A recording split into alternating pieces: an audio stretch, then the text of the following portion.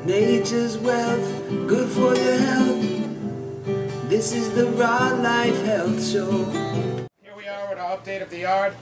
You can tell my clothes are nice and clean because I was just digging out all this compost from the landfill, and we took it in the car and out of the car, and now I have to clean the car as well after I clean the yard. But it's all laid out.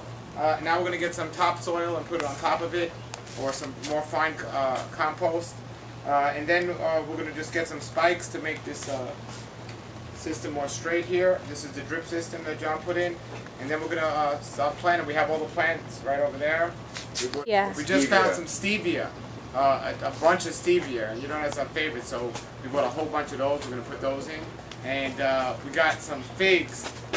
There's the stevia. There's the stevia. And we nice bought a and fig lush. tree. We figured we'd find room for a fig tree. I don't know where, but so you can see the only tree that's still standing, or bush that's still standing, is the aloe plant, which is growing great. And we have our main fruit trees, and then we have our gardenia, just to try to balance out the odor here. So we are going to finish up the job now, and we'll be back with another update. Some help from the mamas and the babies. There's Deborah and Thaddeus and Andrea and Noah. And they're stomping the ground, or getting it flat, and then we're going to put the soil on top of it, and then we're going to plant. And alrighty, the babies are just hanging out. And there's the proud man who did this job, just admiring his work. Look at that smile. Look at that smile. Alright, this is John Cole at DornGreens.com. We have the update here.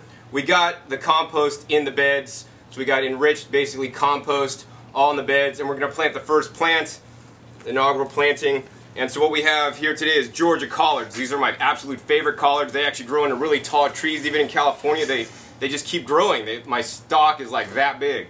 So it's really easy to plant in the drip tubing, and it's nice because the weather's heating up and this drip tubing is getting more malleable, so it's maybe staying down a little bit easier. And once you do a close-up on this, this is the hole punch tool, and this is the less expensive kind. There's a more expensive kind that's like about 10 bucks. This is about $2. It's really easy to plant with this tool. All you're going to basically do is you're going to we'll plant out this corner here first. You're going to take this tool and punch it into the drip tube. And you're going to hear a little pop.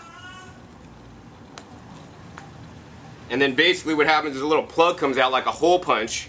And then you take the dripper, and the dripper is basically one side goes in and one side is where it drips. So the side that drips is like, kind of looks like a little funnel thing. The side where the water comes out is just totally straight. It has a taper on it. So then you basically just put it in there, and you want to hear the snap. If you don't hear the snap, it's not all the way in, it's going to leak. So now that we have the dripper in there, it's really easy. You're just going to take one of these plants,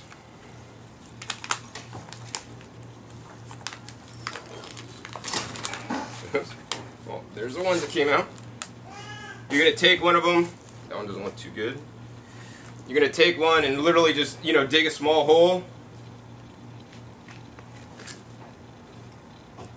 And you never want to bury the plant more than how it was buried when it came to you. So if it's buried to here, that's where we want to bury it. We don't want to bury the stem up to here. That could cause some problems. So we're going to dig this out a little bit, put it in the hole, and then just basically fill in around it.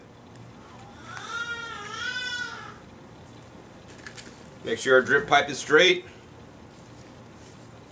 And, now when the irrigation system comes on, that's going to get water. And, we're going to come back and hopefully we'll have a whole bed full of things in a few minutes.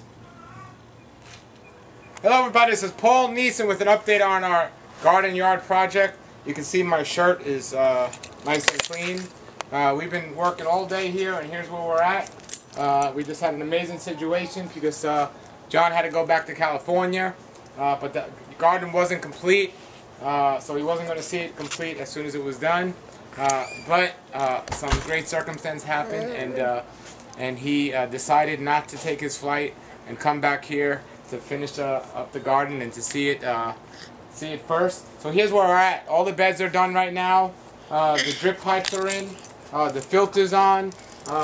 Next thing we'll do is going to come back here in a little while, and we're just going to start planting all the plants we have here. Stevia, and we got a whole bunch of things, so we're really excited. So, everyone, we'll get back to you in the next clip once we're progress.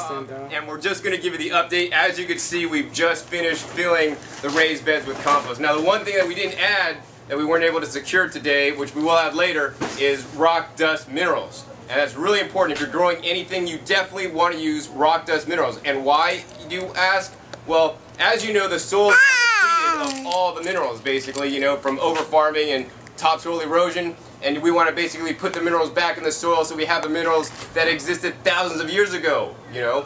And it makes your plants grow better when they have the minerals it needs. You know, they're going to be healthier, and then we, in turn, pick those plants. Like, we could pick a leaf here and eat it, and then the plant absorbs the minerals, and then we would absorb the minerals from the plants. So rock dust minerals, very important. Check out remineralize.org to learn more about rock dust minerals and where it's available. And so we just wanted to maybe give a pan shot of, you know, the raised bed garden that we're doing. And the last thing I did want to mention is that, you know, you could literally do this in one day. We calculated it's taken us about 7 hours going through all this, and we had a couple hiccups, you know, and that's bound to happen. No need to get upset about it, you know, just work with it and move on and get the situation resolved. We had a leak with the PVC pipe and some other things happen. But, you know, so this basically took 7 hours. So it took one day, and we had basically, you know, 2 main people and some extra help doing it. And so you could do it too. In one day you could have a small area like this ready to plant out, and next we're going to plant it out, and you're going to see it next time fully planted out.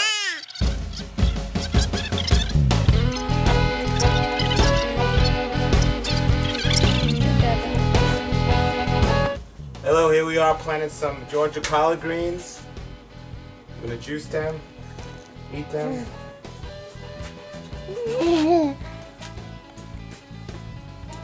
Plants are going in. I'm getting ready to plant out our 12-inch bed. So that the bed over there that Paul's planting out has the Georgia collards, and they're all spaced out at 8 inches. And then now these guys, the pepper plants and the eggplants, and a couple small tomato plants are going to be spaced out at 12 inches in this bed. I'm also going to put a katuk plant in the middle of this bed as like an anchor and a focal point. And we're going to plant another katuk plant over there.